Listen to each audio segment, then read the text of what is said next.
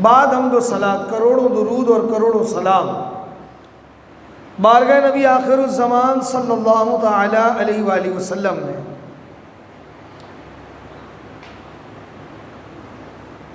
نبی کریم رؤوف الرحیم افضل الصلاۃ و تسلیم کا فرمان مغفرت نشان ہے کہ جسے یہ پسند ہو کہ کل بروز قیامت رب کی بارگاہ میں حاضر ہو اور رب بھی اس سے راضی ہو، اسے چاہیے کہ مجھ پر کثرت سے درود پاک پڑھے۔ پڑھی اللہم صلی علی سیدنا مولانا محمد معدن الجود والکرم وآلہ واصحابہ واہل بیتہ وبارک وسلم صلاۃ و سلاما علیک یا رسول اللہ۔ اللہ تبارک و تعالی جل مجدہ و سبحانہ کا کلام قرآن مجید و فرقان حمید ہے۔ قرآن مجید اگر محبت کی نظر سے دیکھا جائے تو اللہ اور اس کے رسول کی باتیں ہیں، یہ محبت کی نظر ہے۔ اور گہری نظر سے دیکھا جائے تو جہاں اس کے محبوب سے باتیں ہیں وہاں محبوب کو اپنے انبیاء علیہ الصلوۃ والسلام کے بارے میں بھی اللہ نے آگاہ کیا ہے، یعنی پچھلی قوموں کے بارے میں، اور ساتھ ساتھ اپنے محبوب کو محبوب کے امت پر اللہ کے انعام و اکرام بصورت جنت اس کا تذکرہ ہے، نافرمانوں کے انجام کے لیے جہنم کا تذکرہ ہے۔ کہیں قرآن مجید فرقان حمید میں احکام زندگی گزارنے کے ہیں، کہیں فقہ کے احکام ہیں، اور کہیں اللہ رب العزت نے اپنے ولیوں کا تذکرہ کیا ہے۔ اور قرآن مجید میں اللہ نے جو اس کے پسندیدہ لوگ ہیں ان کو لفظ ولی کہہ کے ہی پکارا ہے، یعنی جو اللہ کا محبوب ہے اسے قرآن نے کیا کہا ہے؟ ولی۔ اور ولی اللہ کا محبوب ہے، اسے بابے کہہ کر کہنا یہ توہین ہے۔ اللہ تبارک و تعالی عز و جل اپنے پیارے محبوب علیہ الصلوۃ والسلام، جیسے میں نے عرض کیا کہ قرآن اللہ رسول کی باتیں ہیں، دیکھا جائے تو قرآن کتنی عظمت و شان والی کتاب ہے، جس کے بارے میں قرآن خود کہتا ہے کہ اگر یہ پہاڑوں پہ نازل کرتا تو وہ پہاڑ ریزہ ریزہ ہو جاتے۔ اللہ رب العزت کے اس کلام کی تاب نہیں لا سکتا یہ بلند و بہار پہاڑ بھی، کبھی ریزہ ریزہ ہو جائے۔ لیکن دوسری جانب دیکھا جائے تو قرآن وہی اللہ کا کلام ہے جو اس نے اپنے محبوب کے قلب پر نازل فرمایا ہے۔ اب اگر قرآن مجید کو آپ دیکھیں نا، قرآن اللہ رب العزت کا کلام ہے اور اس کے محبوب پر نازل ہوا ہے، اور جبریل امین تمام نبیوں کے پاس آئے، لیکن محبوب خدا علیہ الصلوۃ والسلام کے پاس بار بار آئے۔ یوں کہہ لیجیے ایسا لگتا ہے کہ جبریل امین اب اس کے محبوب سے ملنے کے لیے بہانے تلاش کرتے ہیں۔ دیگر انبیاء پر اللہ کے احکام لے کر آئے، لیکن اس کے محبوب کے پاس بسا اوقات جبریل کوئی قرآن لے کر، کوئی احکام لے کر نہیں آئے، ایسے ہی آ گئے۔ شہنشاہ سخن برادر اعلی حضرت مولانا حسن علیہ رحمہ فرماتے ہیں بے لقائے یار ان کو چین آ جاتا اگر رسول الملائکہ ہیں جبریل. کون ہے؟ تمام فرشتوں کے رسول ہیں رسول الملائکہ. ان کے بارے میں کہتے ہیں کہ بے لقائے یار، یعنی محبوب علیہ الصلوۃ والسلام سے ملے بغیر چین ہی نہ آئے. بے لقائے یار ان کو چین آ جاتا اگر بار بار آتے نہ یوں جبریل سدرہ چھوڑ کر.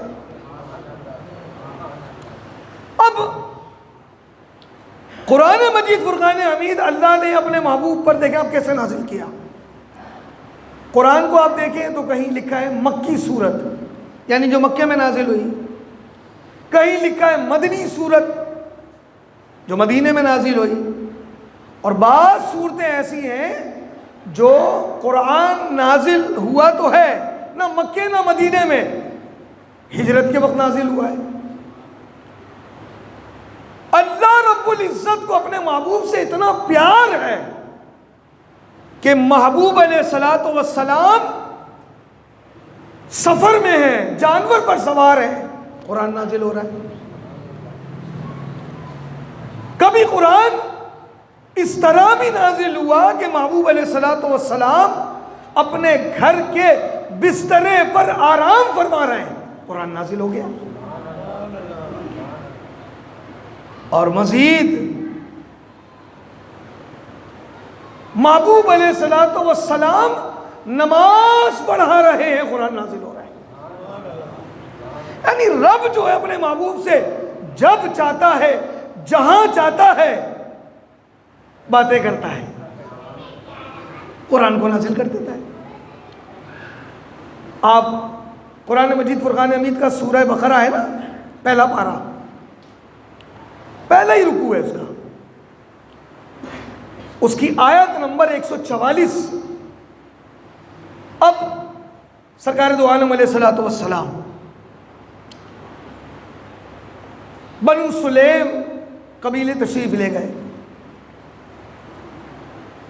سید عالم علیہ الصلوۃ والسلام ایک قول کے مطابق ظہر کی نماز، ایک قول کے مطابق عصر کی نماز، ظہر زیادہ اس کا تذکرہ ہے، نماز ادا فرما رہے ہیں.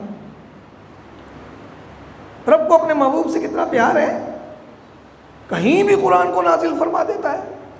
محبوب علیہ الصلوۃ والسلام نماز پڑھا رہے ہیں، این نماز کے وقت آپ دیکھیں قد نرا تقلب وجہک فی السماء. اے محبوب، ہم یہ جو قد ہے نا، یہ گرامر کا ایک قاعدہ ہے. قد وہاں لگا جاتا ہے جہاں پہ کسی کام کی تکرار ہو، کسی کام کو بار بار کرنا. ماضی میں تو ماضی کے ساتھ لگتا ہے قد، وہ ہم نے گرامر پڑھی ہے، قد فعل قد فعل قد فعلوا، کیا اس نے بار بار بار بار بار بار، تکرار کو کہتے ہیں قد. قد نرا، اے محبوب ہم دیکھ رہے ہیں، تقلب وجہک فی السماء، آپ کا بار بار آسمان کی طرف دیکھنا. اب یہودی جو تھے نا، وہ عیسائی جو تھے، وہ تانا دے رہے ہیں، دین نیا لے کر آئے ہو، قبلہ وہی پرانا ہے تمہارا. حضور نے جب ہجرت فرمائی نا، 17 ماہ تقریباً 1 سال 5 مہینے، 12 5 17 نا، 17 ماہ بیت المقدس کی طرف رک کر کے نماز پڑھی.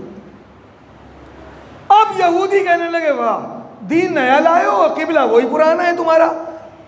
نیا دین لائے تو تمہارا قبلہ بھی الگ ہو. لیکن کئی انبیاء علیہ الصلوۃ والسلام کا قبلہ جو ہے وہ کعبہ ہے، حرام، مسجد حرام، خانہ کعبہ.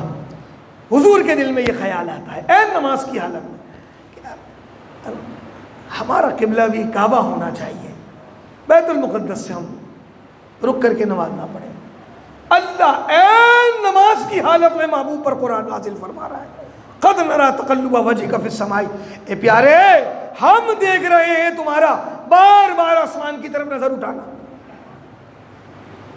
بار بار دیکھنا. پھر فرما دیا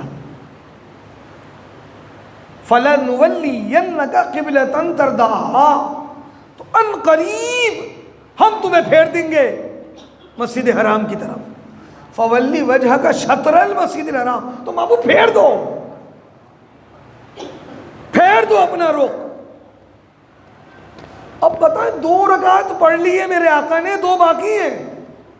علماء فرماتے ہیں کہ حالت یہ تھی کہ محبوب علیہ الصلوۃ والسلام بالکل اپوزٹ، یہ خانہ کعبہ ہے، مدینے سے قبلہ بیت المقدس اس طرف ہے، صفیں بنی ہوئی ہیں، حضور وہاں کھڑے ہیں، پیچھے صحابہ ہیں، صحابہ نے صفوں کو چیر دیا، حضور وہاں سے اس طرف تشریف لے آئے، صحابہ نے بھی رخ حضور کی طرف موڑ دیا، کسی کی نماز نہیں ٹوٹی. 2 رکعت بیت المقدس کی طرف، 2 رکعت خانہ کعبہ کی طرف نماز پڑھی. اچھا میں آپ کو ایک بات بتاؤں، ایک پیار بھری بات. ہم نے نماز عصر کا ٹائم چینج کرنا ہوتا ہے تو ہم کیا کہتے ہیں؟ بھائی کل سے نماز عصر 4:45 بجے ہوگی. ایسا نہیں ہوتا کہ میں بولوں کہ بھائی کل میں بھول گیا تھا، چلو ٹائم پیچھے آ گیا ہے، آج سے نماز عصر اتنے بجے، چلو کھڑے ہو جاؤ. ایک دن پہلے بتانا پڑتا ہے. نماز جب بھی وقت چینج ہوتا ہے ایک دن پہلے ہی اعلان ہو جاتا ہے، مسجد میں کھڑے ہو کے بتا دیا جاتا ہے بھائی کل سے عشاء اتنے بجے ہوگی، عصر اتنے بجے ہوگی، عشاء اتنے بجے ہوگی، فجر اتنے بجے ہوگی. یہ تو نماز کی بات ہے. وہاں تو نماز نہیں، قبلہ ہی تبدیل ہو رہا ہے. اور عین نماز کی حالت میں فَوَلِّ وَجْهَكَ شَطْرَ الْمَسْجِدِ الْحَرَامِ، اے محبوب پھیر دو. فَلَنُوَلِّيَنَّكَ قِبْلَةً تَرْضَاهَا، یہ جو ترضاها ہے نا، تمہاری رضا کے خاطر، محبوب تم چاہتے ہو بھائی رخ کر لو اپنا. تو قرآن رب کا کلام کیسا ہے؟ حضور سواری میں ہے تو نازل ہو رہا ہے، حضور اپنے بسترے میں ہے تو نازل ہو رہا ہے، حضور نماز کی حالت میں ہے قرآن نازل ہو رہا ہے. کیا شان ہے قرآن کی، اور کیا شان محبوبی ہے. اب آپ دیکھیں، ایک بحیثیت مسلمان حضور علیہ الصلوۃ والسلام کے دور میں حضور کے اتنے معجزات ہیں کہ کسی نبی کے نہیں ہیں. پتھر چل کر، پیڑ درخت چل کر آ رہے ہیں، پتھر سلام کر رہے ہیں، حضور اشارہ کرتے ہیں تو درخت اپنی جڑوں سمیت اکھڑ کے سامنے حاضر ہو جاتا ہے. یہ معجزے ہیں. حضور اشارہ کر رہے ہیں، چاند 2 ٹکڑے ہو جائے.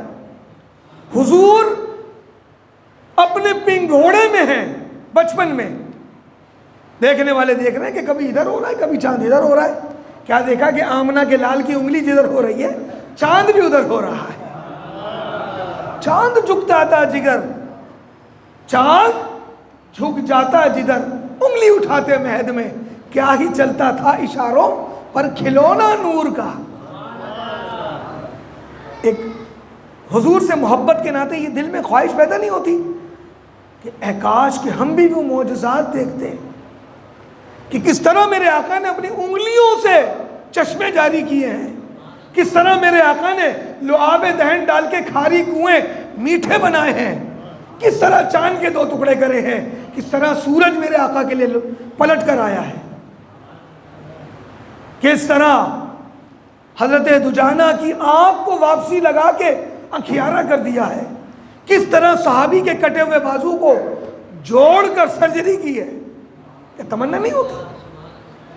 لیکن ان تمام معجزات میں ایک ایسا معجزہ ہے جو ہمارے سامنے موجود ہے، اور وہ کیا ہے؟ قرآن. یہ تو موجود ہے نا، ہم اس دور میں پیدا نہیں ہوئے، ہم نے وہ معجزات نہیں دیکھے، تمنا ہے، لیکن قرآن تو موجود ہے، اس کی قدر کرو. ہمارے قدر کس طرح ہو رہی ہے پتہ ہے؟ ہر شادی بیاہ میں قرآن دیا جاتا ہے، نہیں تو خود خرید لیتے ہیں گھر والے، اور جب بچی کو رخصت کرتے ہیں تو قرآن کے سائے میں کرتے نہیں کرتے، لیکن یہ قدر نہیں ہے۔ کیسے؟ قرآن کے سائے میں بیٹی کو رخصت تو کر رہے ہو کہ اس کا فیض ملے، امن و شانتی سے زندگی گزارے، لیکن بنیاد تو غلط کر رہے ہو نا۔ یعنی اچھی خاصی با پردہ خواتین بھی شادی بیاہ میں بے پردہ۔ اب تو مادر پدر آزادی، اور ہم اتنے ماڈرن ہو گئے کہ پارٹیشن بھی ختم، فل ڈسکو ماحول، اور اب وہ انٹری، اور پھر چاہیں کہ قرآن کے سائے میں بیٹی کو رخصت کریں اور اس کا فیض ملے۔ کیسے ملے گا؟ کتنے ساری سنتوں کا خون، کتنے اللہ کے احکام کی پامالی، رزق کا ضیاع، بے پردگی کا ماحول، یہ سب فراہم کرنے کے بعد ہم یہ سوچیں کہ قرآن کا فیض حاصل ہو جائے، نہیں ہوگا۔ میرے جیسا آدمی یہ سوچنے میں مجبور ہوتا ہے اللہ کے بندو مجھ جیسے کو بلاؤ تو وہ ماحول بھی تو ہو، یا تو روئی لے کے جائیں، ایک ہوتا ہے نا مدھم سی میوزک چل رہی ہے، وہ اس کو بھی میں جائز نہیں کہتا۔ یہاں تو شادی کی تاریخ ڈلتے شروع، کس کے بچے اسکول جائیں گے، کس کے بچے پیپر دیں گے، کس نے کام پہ جانا ہے، ہماری وجہ سے ہم نے رت جگہ کرنا ہے، روز ڈیک بجانا ہے۔ حتیٰ کہ اس میوزک سے قرآن کا کوئی کمپیئر ہے؟ قرآن تو اللہ کا کلام ہے۔ ایک شخص نماز پڑھ رہا ہو، نہیں نماز بھی چھوڑے آپ، سو رہا ہو، اس کے قریب بلند آواز سے قرآن پڑھنا منع ہے۔ اب مجھے بتائیں کہ نماز ہو رہی ہے اور ڈیک بج رہی ہو۔ آرام حاصل کرنا سب کا حق ہے، اور راتیں اللہ نے آرام کے لیے دی ہے۔ ہمارے یہاں کوئی اس چیز کا جو ہے نا وہ لحاظ خیال ہی نہیں ہے۔ ہماری شادی بھی آئے تو ہم نے جو ہے نا وہ خود بھی جاگنا ہے، دوسروں کو بھی جگانا ہے۔ پھر قرآن کا سایہ بیٹی کو رخصت، ایسا نہیں ہوگا۔ اس کا فیض جب ملے گا جب اس کے احکام کو نافذ کریں گے، اس کی برکتیں ایسے حاصل نہیں ہوں گے جب اللہ اس کے رسول کے قانون کو نافذ نہیں کریں گے۔ اچھے خاصے میں دیکھتا ہوں کہ جن کا لبادہ مذہبی ہے وہ بھی پتہ نہیں کیوں اتنے بے بس ہو مجبور ہو جاتے ہیں کہ سب کچھ کہتے ہیں یار کیا کریں، سب چلتا ہے۔ نہیں چلتا، سب نہیں چلتا۔ غلط غلط ہے، صحیح صحیح ہے، حلال حلال ہے، حرام حرام ہے۔ ہاں یہ ضرور ہے کہ جو ان چیزوں کا اہتمام کرے تو کہتے ہیں یہ شدت پسند ہے۔ خدا کی قسم ہم شدت پسند ہیں اور ہونا چاہیے۔ قرآن کہہ رہا ہے نا الحب نہیں اشد حب للہ، یہ مومن کی پہچان قرآن نے بیان کی ہے کہ مومن اللہ کی محبت میں شدت کرنے والا ہوتا ہے۔ یعنی قرآن تو کہہ رہا ہے کہ اللہ اس کے رسول سے ٹوٹ کے محبت کرو، ہم ایسے شخص کو پھر کہتے ہیں یہ شدت پسند ہے۔ بہرحال ساری گفتگو کا نچوڑ ہے قرآن کی قدر کریں، اس کو سیکھیں، اسے پڑھیں۔ فرمایا کہ نماز جو ہے نا، نماز یہ اللہ سے باتیں کرنے کا بہترین ذریعہ ہے۔ یقیناً اس میں ہم قرآن پڑھتے ہیں تو قرآن جو ہے وہ، اور فرمایا کہ اس کو مطلب ظاہری معنوں پہ نہ لیں۔ فرمایا کہ قرآن وہ ہے کہ جس کا ایک سرا آپ کے ہاتھ میں ہے، دوسرا سرا رب کے دست قدرت میں ہے۔ اللہ رب العزت ہمارے حال پر رحم فرمائے، ہمیں اپنی زندگی میں قرآن، اللہ اس کے رسول کے احکام کو نافذ کرنے والا بنائے۔ یہی نجات کا ذریعہ ہے۔ اللہ تبارک و تعالی عمل کی توفیق عطا فرمائے۔ آمین بجاہ سید المرسلین وما علیہ الا البلاغ۔